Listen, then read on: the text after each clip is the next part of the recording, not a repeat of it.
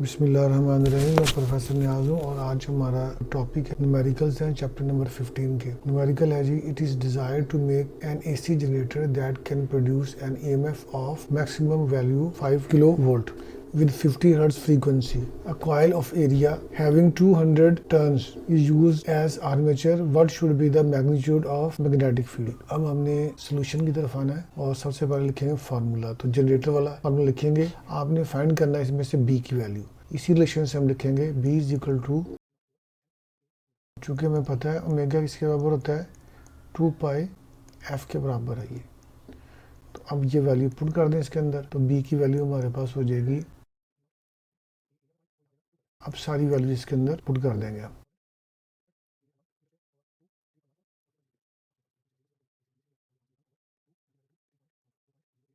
ये हमारे पास B की वैल्यू निकल आई, यही हमें चाहिए थी, तो ये हमारा आंसर आ गया। Next question, the back EMF in a motor is 120 volt when the motor is turning 1680 revolution per minute. What is the back EMF when the motor turns 3360 revolution per minute. जी, तो सबसे पहले हम data लिख लेते हैं। इसमें भी दो इक्वेशंस बनेंगी जनरेटर की बेसिकली।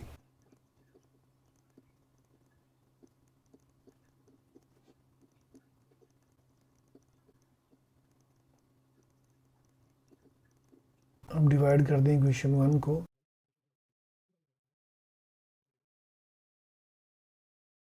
बाकी सारे फैक्टर कट जाएंगे, हमारे पास ये बच जाएगा सिर्फ। फाइंड हमने करना है इसके अंदर induced EMF E2, values put कर देते हैं इसके अंदर। अच्छा, इसको आप कन्वर्ट करना चाहें ना रेवोल्यूशन पर मिनट को रेडियन पर सेकंड में, तो कोई हर्ज नहीं है, क्योंकि दोनों सेम है यूनिट्स, तो ये यूनिट्स के साथ यूनिट कैंसिल हो जाएंगे, तो इसमें फर्क नहीं पड़ेगा। चेंज कर लें तो इसमें कोई हर्ज नहीं है। मैं ज्यादा प्रेफर वैसे इसी को करूंगा कि आप इसको चेंज कर लें रेडियन पर सेकंड में। 2 पाई के साथ मल्टीप्लाई कर दें और 60 से डिवाइड कर दें।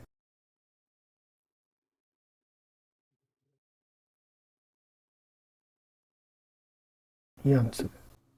A DC motor operates at 240 volts and has a resistance. When motor is running at normal speed, armature current 15 ampere. Find the back EMF in the armature. ये थ्योरी में हमने पढ़ा था, जब मोटर हम चलाते हैं उस पर वोल्टेज अप्लाई करते हैं तो शुरू में बैक ईएमएफ तकरीबन 0 होता है। जैसे जैसे मोटर तेज होती है बैक ईएमएफ भी बढ़ता है और नॉर्मल स्पीड पे जाके मैक्सिमम हो जाता है। तो वही हमने फाइंड करना है। तो फार्मूला हमारे पास आ जाएगा, अब वैल्यूज पुट कर देते हैं।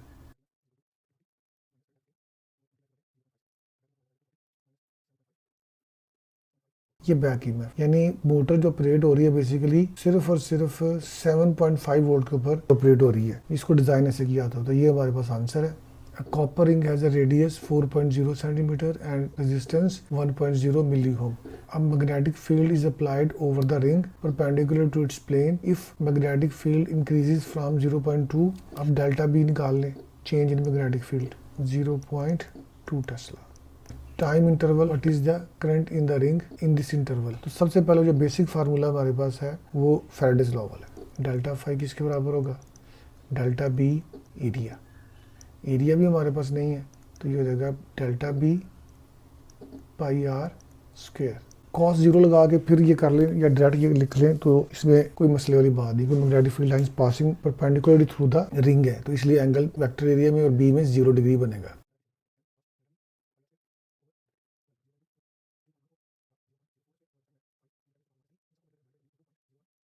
ये हमारे पास इंड्यूस्ड ईएमएफ। अब हमें निकालना है करंट।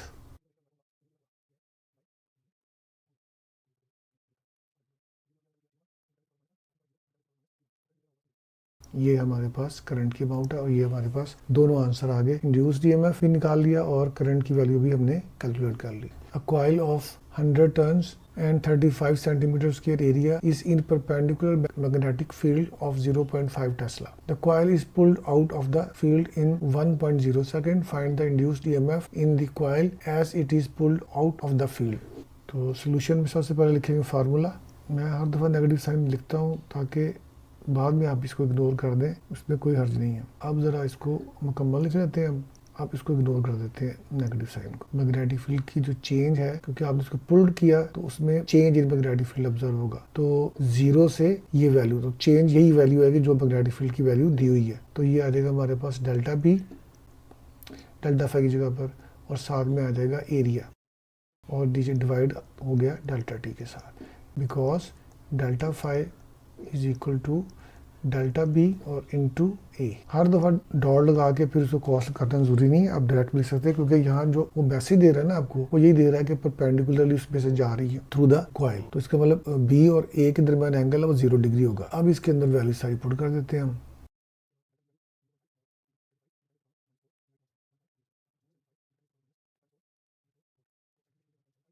क्या आंसर है हमारे पास? 15.18 है जी। An ideal step down transformer is connected to a main supply of 240 volt, यानी it is desired to operate 12 volt. 30 watt lamp आपने चलाना है इससे, तो इसका मतलब आउटपुट पावर आप इससे लेना चाह रहे हैं वो 30 वॉट है। उसके बाद फाइंड करना आपने करंट और transformation ratio between the number of turns.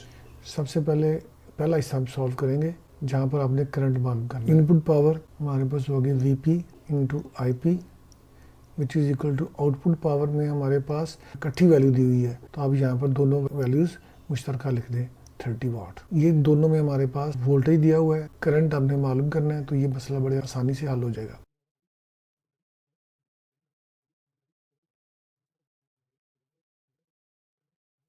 उसके बाद हमें पता है कि transformation ratio number of turns में जो रेशो है वही उनके वोल्टेजेस के अंदर भी वही रेशो है। तो आप लिखेंगे यहाँ पर फार्मूला